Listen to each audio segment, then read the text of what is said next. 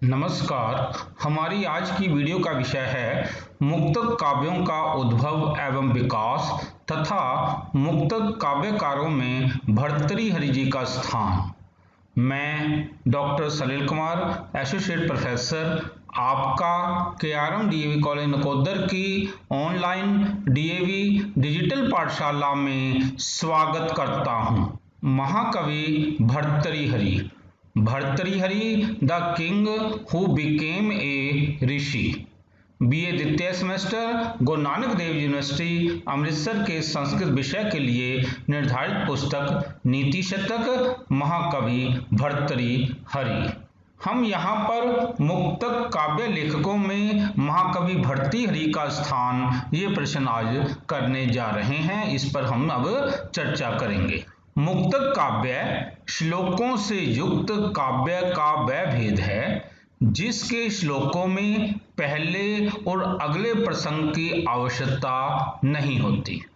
मुक्तक काव्य के श्लोक अपने आप में स्वतंत्र होते हैं और पूरा भाव एक ही श्लोक में पूर्ण हो जाता है, जबकि प्रबंध काव्य किसी व्यक्ति या घटना को आधार बनाकर लिखे जाते हैं। मुक्तक काव्य में भी प्रबंध काव्यों की तरह पाठकों को संतुष्ट करने की पूर्ण सामर्थ्यता होती है। मुक्तक काव्य और प्रबंध काव्य ये दोनों गीति काव्य के घेरे में आते हैं। गीति काव्य काव्य का वह रूप है जिसमें काव्य के साथ संगीत भी प्रमुख होता है।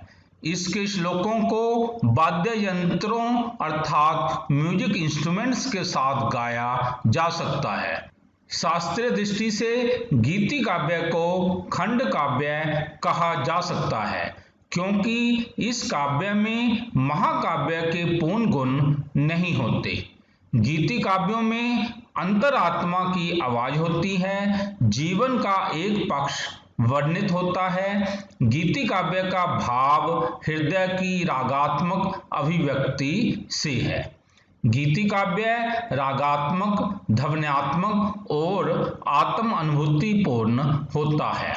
गीति काव्य के अंतर्गत श्रृंगारिक, धार्मिक और नैतिक विषयों पर रचनाएं मिलती हैं, परंतु प्रत्येक गीति काव्य मुक्तक काव्य नहीं होता। यथा महाकवि कालिदास का मेघदूत और जयदेव का गीत गोविंद प्रबंध गीति काव्य के अंतर्गत आते हैं, और भर्तृहरि के ये तीनों शतक नीति शतक, श्रृंगार शतक और वैराग्य शतक मुक्तक गीति काव्य के अंतर्गत आते हैं।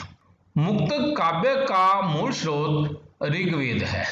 ऋग्वेद के मंत्र प्रायः भिन्न भिन्न तरह के भावों पर आधारित मुक्तकों का संग्रह है। ऋग्वेद में उषा, विष्णु, इंद्र, वरुण, सविता, अदिति और मरुत आदि देवी देवताओं से संबंधित अनेक स्थलों पर मुक्तक श्लोक पाए जाते हैं। इनमें इन देवी देवताओं के अनेक सूक्तों में स्तुति की गई है और उनके गुणों का भाव विह्वलता के साथ वर्णन किया गया है। वाल्मीकि रामायण में अनेक स्थानों पर श्री राम और महाभारत में अनेक स्थानों पर श्री कृष्ण जी की स्तुति से संबंधित अनेक मुक्तक श्लोक पाए जाते हैं। भागवत पुराण, विष्णु पुराण, नारद पुराण और अन्य पुराण ग्रंथों में उपासना योग्य देवताओं की स्तुति से संबंधित अनेक मुक्तक श्लोक पाए जाते हैं। अध्यात्म रामायण में श्री राम के स्तुति से संबंधित अनेक मुक्तक श्लोक पाए जाते हैं। वाल्मीकि रामायण और महाभारत में भी अनेक स्थानों पर इस तरह के अनेक श्लोक हैं जिन्हें अलग से पढ़ने पर भी पहले और अगले प्रसंग आवश्यक नहीं दिखाई देते। अतः इन श्लोकों को ही लौकिक संस्कृत मुक्तक काव्य का बीज कहा जा सकता है। पुराण ग्रंथों में इस तरह के अनेक मुक्तक श्लोक बहुत मात्रा में पाए जाते हैं। लौकिक साहित्य में महाकवि कालिदास से मुक्तक काव्य का प्रारंभ होता है। संस्कृत मुक्तक काव्यों की सबसे प्राचीन उपलब्ध रचना ऋतुसंहार महाकवि कालिदास की है। ऋतुसंहार में 6 सर्ग और 144 श्लोक हैं। इसमें ग्रीष्म, वर्षा, शरद, हेमंत, शिशिर और बसंत इन 6 ऋतुओं का क्रमशः वर्णन है। श्रृंगार तिलक नामक एक 23 श्लोकों का लघु मुक्तक काव्य कालिदास के नाम से ही प्रसिद्ध है। इसमें प्रसादमयी भाषा और सरस शैली में श्रृंगार रस का सुंदर चित्रण है। घटकर पर कालिदास के समकालीन माने जाते हैं। इनके मुक्तक काव्य का नाम भी घटकर पर ही है। इस लघु काव्य में 22 श्लोक हैं। हाल के गाथा सप्तशती मुक्तक काव्य में 700 गाथाओं अर्थात श्लोकों का संग्रह है। इन श्लोकों में कुछ हाल के द्वारा रचित हैं और कुछ अन्य कवियों के द्वारा रचित हैं। इसमें श्रृंगार रस का प्रयोग किया गया है और प्रत्येक श्लोक अपने आप में संपूर्ण और स्वतंत्र है। महाकवि भर्तृहरि जी ने नीति शतक, श्रृंगार शतक और वैराग्य शतक की रचना द्वारा मुक्तक काव्य को जन जन की वाणी पर अधिष्ठित किया है।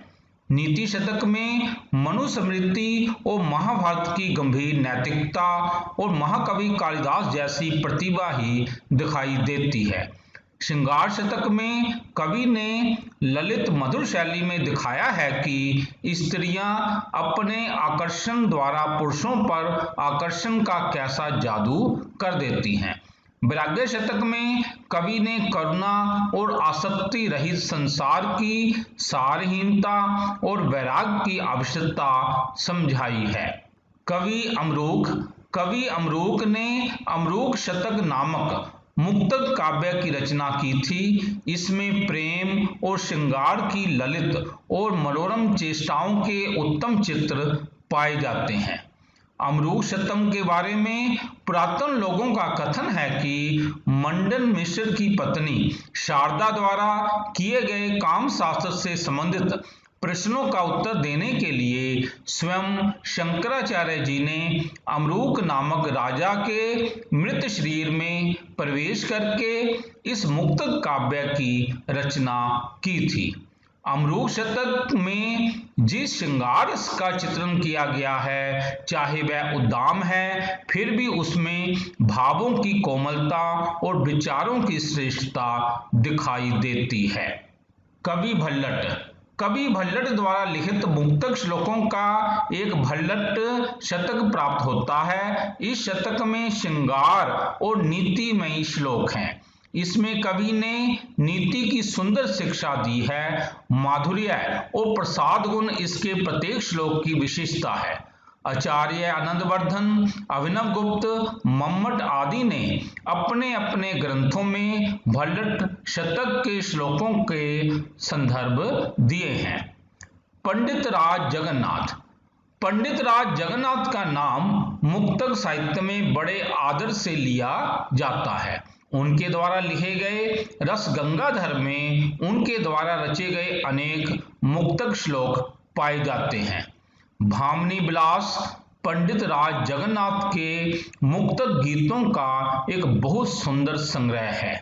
इसके श्लोक अत्यंत सरस, सुंदर, भावयुक्त और हृदय पर तुरंत प्रभाव डालने वाले हैं। संस्कृत के मुक्तक साहित्य में उन सुभाषित संग्रहों का भी महत्व है जिनमें सूक्तियों को एकत्रित किया गया है। इन सुभाषित संग्रहों में एक से बढ़कर एक सुंदर गीत युक्त मुक्तक श्लोक भरे पड़े हैं। जहां तक मुक्तक काव्य के लेखकों में भर्तृहरि जी के स्थान की बात है, भर्तृहरि मुक्तक काव्य के लेखकों में सर्वश्रेष्ठ माने गए हैं, क्योंकि संस्कृत के उपलब्ध इन सभी मुक्तक काव्यों में सबसे ज्यादा लोकप्रियता भर्तृहरि जी के नीति शतक को ही मिली है। इसके प्रसिद्ध श्लोकों का प्रचार प्राय सारे भारतवर्ष में ही है। इसकी कितनी ही सूक्तियां आभूषण के रूप में प्रचलित हो गई हैं। यथा विभूषणम मौनम अपंडितानाम, विभूषणम मौनम अपंडितानाम अर्थात चुप्पी मूर्खों का आभूषण होता है। मूर्खस्य नास्ति औषधम, मूर्खस्य नास्ति औषधम अर्थात मूर्ख की कोई दवाई नहीं है। सत्संगति कथ्य किम न करोति पुंसाम, सत्संगति कथ्य किम न करोति पुंसाम अर्थात सत्संगति मनुष्य के लिए क्या नहीं करती, अर्थात सत्संगति मनुष्य का बहुत उपकार करती है। सर्वे गुणा कांचनम आश्यन्ति, सर्वे गुणा कांचनम आश्यन्ति अर्थात सारे गुण सोने अर्थात धन में निवास करते हैं। अतः नीति शतक के रचयिता महाकवि भर्तृहरि जी का स्थान मुक्तक काव्यकारों में सबसे ऊंचा है।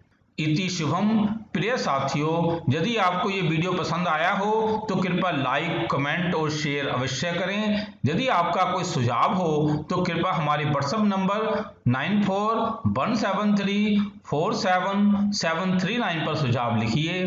कृपया हमारे चैनल सलिल कुमार राजपूत को सब्सक्राइब भी करें। धन्यवाद।